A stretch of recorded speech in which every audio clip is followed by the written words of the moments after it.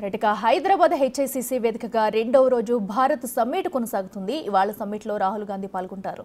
మధ్యాహ్నం 3 గంటలకు రాహుల్ హైదరాబాద్కు చేరుకుంటారు. ప్రపంచవ్యాప్తంగా జరుగుతున్న వివిధ అంశాలు ఇవాల్టి సమ్మిట్లో చర్చిస్తారు. సాయంత్రం ప్లీనరీలో హైదరాబాద్ డిక్లరేషన్ చేయనున్నారు.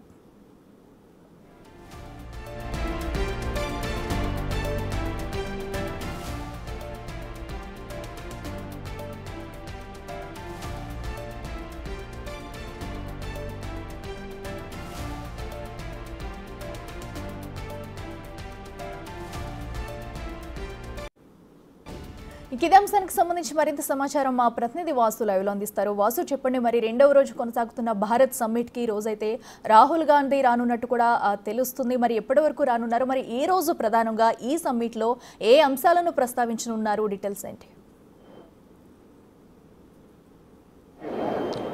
అఖిల భారత్ సమ్మిట్ రెండో రోజు ప్రారంభమైంది. ప్రధానంగా ఈరోజు ఏఐసిసి నేతలకు సంబంధించి రాహుల్ గాంధీ మధ్యాహ్నం 2:30 వచ్చే అవకాశం ఉంది. మరి కాసేపట్లో ముఖ్యమంత్రి రేవంత్ రెడ్డి కూడా హెచ్ఐసిసికి చేరుకునే అవకాశం కనిపిస్తూ ఉంది. అయితే ప్రధానంగా 100 దేశాల నుంచి నిన్న దాదాపు 350 మంది పైగా హాజరైన నేపథ్యంలో ఈరోజు 450 మంది ప్రతినిధులు హాజరు కాబోతున్నారు. ప్రపంచవ్యాప్తంగా జరుగుతున్నటువంటి వివిధ అంశాలపై చర్చ జరగబోతూ ఉంది.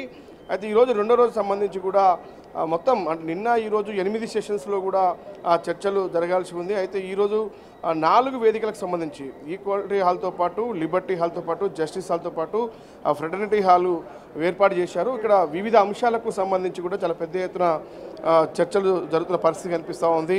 పలు అంశాలపై చర్చాగోష్ఠులు ఉంటాయి. ఇక ప్రస్తుతం మనం చూస్తున్నాం, ఫారిన్ డెలిగేట్స్ సంబంధించి కూడా కాంగ్రెస్ నేతలు వాళ్ళని ఇన్వైట్ చేస్తున్న పరిస్థితి కనిపిస్తూ ఉంది. ఒక్కొక్కరుగా వాళ్ళ విడిది ఉన్నటువంటి హెచ్ఐసిసి హోటల్ నుంచి కూడా ప్రస్తుతం ఇక్కడికి చేరుకున్న పరిస్థితి కనిపిస్తూ ఉంది. అయితే ప్రధానంగా ఈరోజు సంబంధించి కూడా కొన్ని కీలక అంశాలకు సంబంధించి చర్చ జరగబోతోంది. ప్రపంచ శాంతికి సంబంధించినటువంటి అంశాలతో పాటు, స్వేచ్ఛ సమానత్వంతో పాటు, ఏదైతే లింగ విభేదాలకు సంబంధించి ప్రపంచవ్యాప్తంగా ఉన్నటువంటి అంశాలపైన చాలా మేధావులు దీనిపైన చర్చించే అవకాశం కనిపిస్తోంది. ఇక హైదరాబాద్ సంబంధించి ప్రత్యేకంగా కూడా అనేక అంశాలకు సంబంధించి కూడా చాలా కీలక అంశాలు. మరోపక్క హైదరాబాద్ డిక్లరేషన్ సంబంధించి కూడా ముఖ్యమంత్రి ఈరోజు కీలక ప్రకటన చేసే అవకాశం ఉంది. ఇక ఇవాళ కార్యక్రమానికి సంబంధించి తెలంగాణ ప్రభుత్వం పాలసీ ఎజెండా పెట్టనున్నారు. గిగ్ వర్క్ పాలసీపై జూపల్లి కోమటిరెడ్డి మాట్లాడతారు. ఇక విభజన రాజకీయాలు అధిగమించడం లాంటి అంశాలపైన దామోదర రాజనరసింహ, ఇక పర్యావరణ సమతుల్యత పైన తుమ్మల మాట్లాడే అవకాశం కనిపిస్తోంది. ఇక ప్రపంచవ్యాప్తంగా ఉన్నటువంటి ఆర్థిక అసమానతలు పైన ఉప ముఖ్యమంత్రి భట్టి విక్రమార్క, ఎంపీ అనిల్ మాట్లాడే అవకాశం కనిపిస్తుంది. ఇక ప్రపంచవ్యాప్తంగా ఉన్నటువంటి శాంతి భద్రతలపై ఉత్తమ్ కుమార్ రెడ్డి కూడా మాట్లాడే అవకాశం ఉంది. ఇక ముఖ్యమంత్రి రేవంత్ రెడ్డికి సంబంధించి మాత్రం హైదరాబాద్ డిక్లరేషన్ పైన ఆయన కీలక ప్రకటన చేస్తారు. ఇక రాహుల్ గాంధీ కూడా ఈ సమావేశంలో పాల్గొనే మాట్లాడే అవకాశం కనిపిస్తుంది. చూస్తున్నాం ఇక్కడ మల్లు రవి లాంటి కీలక నేతలతో పాటు ఇక ఇప్పటికే కొంతమంది జూపల్లి లాంటి మంత్రులు కూడా చేరుకోవడం జరిగింది. మరి కాసేపట్లో ముఖ్యమంత్రి రేవంత్ రెడ్డి కూడా చేరుకోబోతున్నారు. ఇక ఈరోజు అంటే ఏఐసిసి కీలక నేతలు వస్తున్నటువంటి నేపథ్యంలో కూడా కట్టుదిట్టమైనటువంటి భద్రతా ఏర్పాట్లు అయితే కొనసాగుతున్నాయి. వచ్చే ప్రతి ఒక్క వ్యక్తిని కూడా క్షుణ్ణంగా పరిశీలిస్తున్నటువంటి పరిస్థితి. వాళ్ళ బ్యాగ్స్తో పాటు వచ్చేటువంటి బాంబ్ స్క్వాడ్, డాగ్ స్క్వాడ్ కూడా ఇక్కడ ప్రతి ఒక్కరిని కూడా చాలా క్షుణ్ణంగా తనిఖీ చేస్తున్న పరిస్థితి. ఎందుకంటే హై అలర్ట్ ప్రకటించిన నేపథ్యంలో కూడా దేశవ్యాప్తంగా ఉగ్రవాద కార్యకలాపాల నేపథ్యంలో కూడా నిన్న చూశాం. నిన్న ట్యాంక్ బండ్ దగ్గర కూడా ముఖ్యమంత్రి రేవంత్ రెడ్డి జాతీయ కాంగ్రెస్ పార్టీ పిలుపు మేరకు కూడా తెలంగాణ కాంగ్రెస్ పార్టీ ప్రభుత్వం నిన్న క్యాండిల్ ర్యాలీ నిర్వహించిన నేపథ్యంలో కూడా ఇక్కడ ఎవరైతే డెలిగేట్స్ పాల్గొన్నారో ఫారినర్స్ సంబంధించి వాళ్ళు కూడా నిన్న అక్కడ పాల్గొని ఉగ్రవాద చర్యలకు సంబంధించి చాలా పెద్ద ఎత్తున కూడా నిరసన ర్యాలీ చేసిన చూశాం. కానీ ఈరోజు సంబంధించి నిన్న ఏదైతే దేశవ్యాప్తంగా సంతాప దినాలు ప్రకటించిన నేపథ్యంలో కూడా నిన్న కొన్ని కార్యక్రమాలు రద్దయ్యాయి ఇక్కడ హెచ్ఐసిసిలో జరగాల్సినవి. కానీ అవన్నీ కూడా ఈరోజు కంప్లీట్ కానుంది. సుదీర్ఘంగా కొంత ఆలస్యమైనప్పటికీ కూడా ఈరోజు ఎక్కువసేపు ఇక్కడ రాహుల్ గాంధీతో పాటు ముఖ్యమంత్రి రేవంత్ రెడ్డి మరికొంతమంది కీలక నేతలు, మంత్రులు కూడా అందరూ ప్రసంగించే అవకాశం ఉంది. ఇక ఇతర దేశాల నుంచి వచ్చినటువంటి ఎక్స్పర్ట్స్తో పాటు పర్యావరణ నిపుణులు కావచ్చు, శాంతికి సంబంధించినటువంటి అంశాలపైన, సమానత్వాలపైన కూడా చాలా పెద్ద ఎత్తున కూడా మాట్లాడే అవకాశం ప్రస్తుతం చూస్తున్నాం. వరుసగా కూడా హెచ్ఐసిసి వైపు తరలి వస్తున్నటువంటి పరిస్థితి మనకు కనిపిస్తూ ఉంది. హెచ్ఐసిసికి భారీగా చేరుకున్న పరిస్థితి. ఎందుకంటే దాదాపు ఇలా ఫారినర్స్ సంబంధించి 450 మంది ప్రతినిధులు రాబోతున్నారు. ఇక తెలంగాణ మంత్రులతో పాటు నేతలు, కొంతమంది కీలక నాయకులు కూడా వస్తున్నటువంటి పరిస్థితి కనిపిస్తూ ఉంది. ఏదైతే పూర్తి స్థాయిలో కూడా వాసు మనం చూస్తున్నాము ఇటు ఇటు తెలంగాణ ఖ్యాతిని ప్రపంచానికి తెలిసేలా కూడా ఈ భారత్ సమ్మిట్ అయితే ఏర్పాటు చేసినట్టు కూడా ఇప్పటికే అటు కీలక నేతలు అయితే ప్రకటించారు. మరి దీనికి దేశాధినేతలు కూడా వచ్చారు. దీనిపై వారి స్పందన ఎలా ఉంది, అలాగే భారీగా పెట్టుబడులు వచ్చే అవకాశం కూడా కనిపిస్తున్నట్టు కూడా ఇప్పటికే హర్ష అయితే వ్యక్తం చేశారు. మరి ఈ రోజు సమ్మిట్ ఎలా ఉండబోతుంది, ప్లీనరీలో ఏం జరగబోతుంది? ఖచ్చితంగా కూడా అఖిల ఈరోజు ప్లీనరీకి సంబంధించినటువంటి అంశాలు నిన్న ఏదైతే ప్రపంచ శాంతితో పాటు తెలంగాణ సంస్కృతి సాంప్రదాయాలు, తెలంగాణలో అనుకూలమైనటువంటి పెట్టుబడులకు ఉన్నటువంటి అవకాశాలు, ఇక్కడ ఉత్పత్తి అయ్యేటువంటి వస్తువులు, ఎలాంటి వాతావరణం ఉంది, ఎలాంటి సంస్కృతి ఉంది అన్న అంశంపైన కూడా చర్చలు అవుతాయి. కాకపోతే పెద్ద ఎత్తున కూడా ప్రపంచ దేశాల నుంచి వివిధ రాజకీయ నేతలతో పాటు పారిశ్రామికవేత్తలతో పాటు అనేక రంగాల్లో నిష్ఠాస్తులైనటువంటి వాళ్ళు పాల్గొంటున్నటువంటి పరిస్థితి కనిపిస్తూ ఉంది. కాబట్టి ఖచ్చితంగా పెట్టుబడులను ఆకర్షించే విధంగా కూడా నేతల ప్రసంగాలు ఉండబోతూ ఉన్నాయి.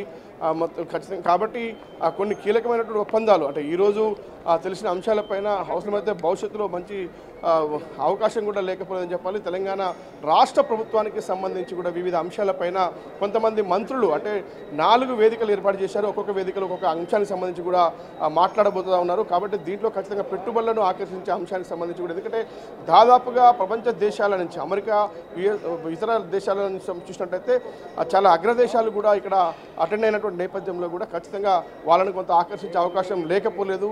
ఖచ్చితంగా కూడా ఈ అంశానికి సంబంధించి కూడా ముఖ్యమంత్రితో పాటు ఇతర మంత్రులు కూడా ఐటీ శాఖ మంత్రి శ్రీధర్ బాబుతో పాటు మిగతా అందరు మంత్రులు కూడా ఒక్కొక్క అంశం పైన ప్రసంగించబోతా ఉన్నారు. ఇక రాహుల్ గాంధీకి సంబంధించి ఏదైతే ఉద్దేశంతో ఈ యొక్క కాన్సెప్ట్ తీసుకున్నారో భారత్ సమ్మిట్ అనేది ఉద్దేశించి కూడా ఆయన ప్రపంచ దేశాలను ఉద్దేశించి ఆయన మాట్లాడే అవకాశం కనిపిస్తుంది. 2:30 ఆయన హైదరాబాద్ చేరుకుంటారు. రేవంత్ రెడ్డి నేరుగా ఎయిర్పోర్ట్కి వెళ్ళి స్వాగతం పలుకుతారనే అంశం చూడ ప్రస్తుతం మనకు మల్లు రవి మాట్లాడుతున్నారు. ఒకసారి ఆయన ఏం చెప్తారు, ఈరోజు ఎలాంటి సెషన్ ఉండబోతుందో తెలుసుకునే ప్రయత్నం చేద్దాం. గారు కలిసి మాట్లాడి తెలంగాణ ప్రజలకి వాళ్ళ కోరిక తీర్చినటువంటి నాయకుడు రాహుల్ గాంధీ. హెచ్సియులో వేముల రోహిత్ చనిపోయినప్పుడు వీళ్ళ ప్రభుత్వం ముఖ్యమంత్రి పోలేదు, ఎవరు పోలేదు. ఇదే రాష్ట్రంలో ఉన్నారు కదా. కానీ ఢిల్లీలో ఉన్న రాహుల్ గాంధీ గారు ఇక్కడికి వచ్చి ఒక్కసారి కాదు 2-3 సార్లు వచ్చి ఆ చనిపోయినటువంటి ఆ విద్యార్థి కుటుంబానికి లేకపోతే ఆ యూనివర్సిటీలో ఉన్న వాళ్ళందరికీ కూడా ఒక కాన్ఫిడెన్స్ని క్రియేట్ చేసినటువంటి నాయకుడు. అంతేగాక ఈ మధ్యకాలంలో రాహుల్ గాంధీ గారు సీఎం గారికి ఒక లెటర్ రాశారు. రోహుల్ వేముల చట్టం తీసుకొని రండి, ఆ చట్టంలో ఎవరైనా ఉన్నత విద్యాలయాల్లో కులం పేరుతో వేధింపులు చేసేటటువంటి వ్యవస్థకి వ్యతిరేకంగా ప్రభుత్వం ఒక చట్టం తీసుకొని రావాలని చెప్పినటువంటి గొప్ప నాయకుడు రాహుల్ గాంధీ. ఇక హెచ్సియు కలిసి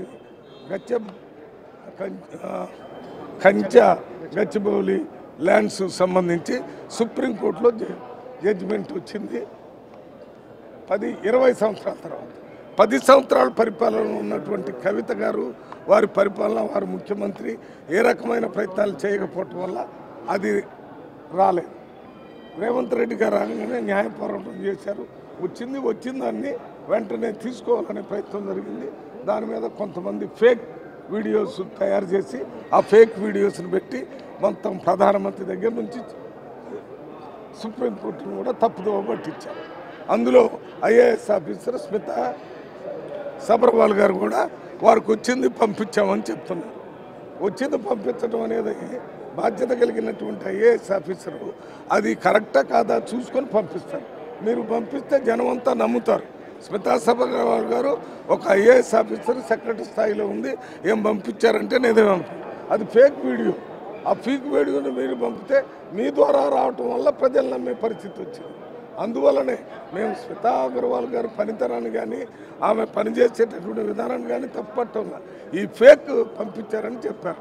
అందరిని పిలుస్తారా, ప్రభుత్వం తప్పు చేస్తుందనే భావం కలిగే విధంగా మాట్లాడటం ఒక్కటే మాకు బాధగా ఉంది. మేమేమి స్మితాగా ఆమె సబర్వాల్ గారికి వ్యతిరేకం కాదు. ఆమె మాట్లాడి చెప్పే విధానం వల్ల ప్రజల్లో తప్పుడు సమాచారం వద్దు. పెద్ద ఉన్నత స్థానంలో ఉన్నటువంటి మీరు ఒక తప్పుడు వీడియోని పంపించారు. ఆ వీడియో తప్పనే జరిగింది. అది అసలు పంపించిన వాళ్ళే విత్డ్రా చేసుకున్నారు. మీరు పంపించడం వల్ల అది మొత్తం ప్రజలంతా నమ్మే పరిస్థితి వచ్చింది. ఇవాళ ఏమైంది? దాని ద్వారా మొత్తం మన తెలంగాణ రాష్ట్రానికే నష్టం జరిగే విధంగా జరిగింది. అందువల్లనే ఏదైనా నిన్న నేను ట్రూత్ అండ్ ఫిక్షన్ అనే దాని మీద ఈ ఇంటర్నేషనల్ సభలో ఈ సమ్మిట్లో మాట్లాడేటప్పుడు చెప్పాను, ఈ ముఖ్యంగా disinformation is going by videos, by fake videos, and disinformation is a false information with a strategy to damage something. This disinformation is taking place. So we want, not only in India, internationally there must be serious action on that. Particularly in India, you know, disinformation, some places, even some states are losing their elections, and some during the COVID, disinformation is giving a lot of problem to the patients. So many patients died. Not only that, when you give small disinformation in a small village, it will go around the country within 1 minute. That is what is disinformation. You send some information which is confirmed without confirming whether it is correct or not. If anybody sends, then that will have a negative effect on the system. That is where we are against. That is what I told yesterday. There must be rules. IT rules must be brought. These are all the things. One more thing, Rahul Gandhi is welcomed. Rahul Gandhi is welcomed by Telangana because Rahul Gandhi, 1 minute. Amma, తీసుకున్నాం అది తీసుకున్నా ఇది కదా తొందరగా ఇక్కడ పెట్టది. రాహుల్ గాంధీ గారు తెలంగాణలో caste senses చేసి బలహీన వర్గాలందరికీ న్యాయం చేయాలని ఎవరు ఎంతమంది ఉన్నారో వారి సంఖ్యాబలాన్ని బట్టి వారికి ఆర్థిక సహాయం, ఎడ్యుకేషన్లో సహాయం, ఎంప్లాయ్మెంట్లో సహాయం, రాజకీయాల్లో సహాయం చేయాలని చెప్పినటువంటి విప్లవాత్మక నాయకుడు రాహుల్ గాంధీ. అందువల్ల తెలంగాణలో బలహీన వర్గాలంతా రేవంత్ రెడ్డి గారు, అదే రాహుల్ గాంధీ గారు ఇక్కడ రావాలని వారు కోరుకుంటున్నారు. రాహుల్ గాంధీ గారు వచ్చి వారికి సహాయంగా నిలబడతారు కాబట్టి బీసీలకు వ్యతిరేకంగా ఆలోచించేటటువంటి బీఆర్ఎస్ పార్టీ రాహుల్ గాంధీ గారిని రావుతారు. 2 రకాలు, ఒకటి తెలంగాణ రాష్ట్రం ఇచ్చినటువంటి గొప్ప నాయకుడు, రెండోది తెలంగాణలో క్యాస్ట్ సెన్సెస్ చేసి బీసీలకి 42% రిజర్వేషన్ ఏర్పాటు చేశాడు రేవంత్ రెడ్డి గారితో మాట్లాడి. అటువంటి నాయకుడిని రావద్దని చెప్పడం సిగ్గుచేటు. ఏమన్నా మాట్లాడేటప్పుడు అర్థం ఉండాలి. ప్రజలందరూ చాలా సంతోషంగా ఉన్నారు. రేవంత్ రెడ్డి గారు మరి ఇచ్చిన హామీల్లో ఇది చేస్తున్నారు. సన్నబియ్యం ఇస్తున్నారు, తర్వాత బస్సుల్లో ఫ్రీగా తిరుగుతున్నారు, 200 యూనిట్స్ కరెంట్ ఫ్రీగా ఇస్తున్నారు, 10 లక్షల రూపాయలు పేదవాళ్ళకి జబ్బు అయితే మన ఆరోగ్యం బాగు చేసుకోవడానికి ఇస్తున్నారు, 5 లక్షలతో ఇళ్ళు కట్టిస్తున్నారు, 500కి గ్యాస్ సిలిండర్ ఇస్తున్నారు. ఏమేమి ఇవ్వటం లేదమ్మా. మీరేదో కల కనుక్కొని మీకేదో ఇవ్వటం లేదంటే మీకెందుకు ఇస్తాం? మీరు ఏ రకంగా, మీకు 500 సిలిండర్ రాదు, 200 యూనిట్ మీకు రాదు, ఫ్రీ బస్ అయితే మీరు కూడా తిరగవచ్చు. తక్కినవన్నీ 500 రూపాయలు, 500 లక్షల ఇందిరమ్మ ఇల్లు కూడా రాదు. ఎవరికి ఇల్లు లేకపోతే వాళ్ళకే ఇవ్వాలనేది రాహుల్ గాంధీ గారు, రేవంత్ రెడ్డి గారు నిర్ణయించారు. వీళ్ళందరూ కూడా రాహుల్ గాంధీ గారు, మా నాయకుడు రాహుల్ గాంధీ గారు చెప్పడం వల్లనే ఈ క్యాస్ట్ సెన్సెస్ అయింది. రాహుల్ గాంధీ వల్లనే బీసీ రిజర్వేషన్ 42% వచ్చింది. రాహుల్ గాంధీ వల్లనే ఈ గ్యారంటీస్ అన్ని రేవంత్ రెడ్డి గారు అమలు చేస్తుండ్రు.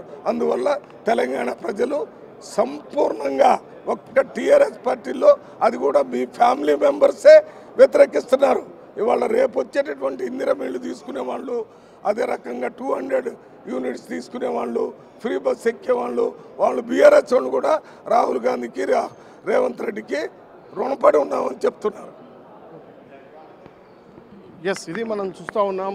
ప్రధానంగా కూడా ఏదైతే రాహుల్ గాంధీ ఈరోజు రాబోతూ ఉన్నారు, ఇక రాహుల్ గాంధీ సంబంధించి రోహిత్ వేముల ఏదైతే హైదరాబాద్ సెంట్రల్ యూనివర్సిటీలో సూసైడ్ చేసుకున్నటువంటి వ్యక్తికి సంబంధించి కూడా ఏదైతే పూర్తి స్థాయిలో కూడా ప్రపంచవ్యాప్తంగా శాంతి అనే అంశం కావచ్చు, లింగ భేదాలకు సంబంధించినటువంటి అంశంలో కావచ్చు, ఈ మతాలకు సంబంధించిన వ్యవహారంలో కావచ్చు, కులాలకు సంబంధించినటువంటి వ్యవహారంలో కావచ్చు, అంటే ఇలాంటి విభేదాలు ఉన్నటువంటి నేపథ్యంలో కూడా రోహిత్ వేముల చట్టాన్ని తీసుకురాబోతున్నారు. ఇక ఏదైతే మిస్కమ్యూనికేషన్ సంబంధించి కూడా మొన్న స్మితా సబర్వాల్ అంశాన్ని కూడా ప్రస్తావిస్తూ ఉన్నారు. ఇక తెలంగాణ కాంగ్రెస్ పార్టీ రేవంత్ రెడ్డి ఆధ్వర్యంలో ఎలాంటి సంక్షేమ పథకాలు చెప్తా ఉన్నారు. ఇవన్నీ కూడా సంక్షేమ పథకాలు అమలవుతా ఉన్నాయి. హైదరాబాద్లో ఎలాంటి వాతావరణం ఉంది అంటే రాహుల్ గాంధీ కూడా వీటిపైన పూర్తిగా ఈరోజు మాట్లాడే అవకాశం కనిపిస్తూ ఉంది. రేవంత్ రెడ్డి కూడా మరి కాసేపట్లో ఇక్కడ చేరుకొని ఈ పలు అంశాలపైన కూడా ఆయన ప్రసంగించబోతున్నారు. ఇక హైదరాబాద్ డిక్లరేషన్ కూడా ఆయన ప్రకటించే అవకాశం కనిపిస్తూ ఉంది.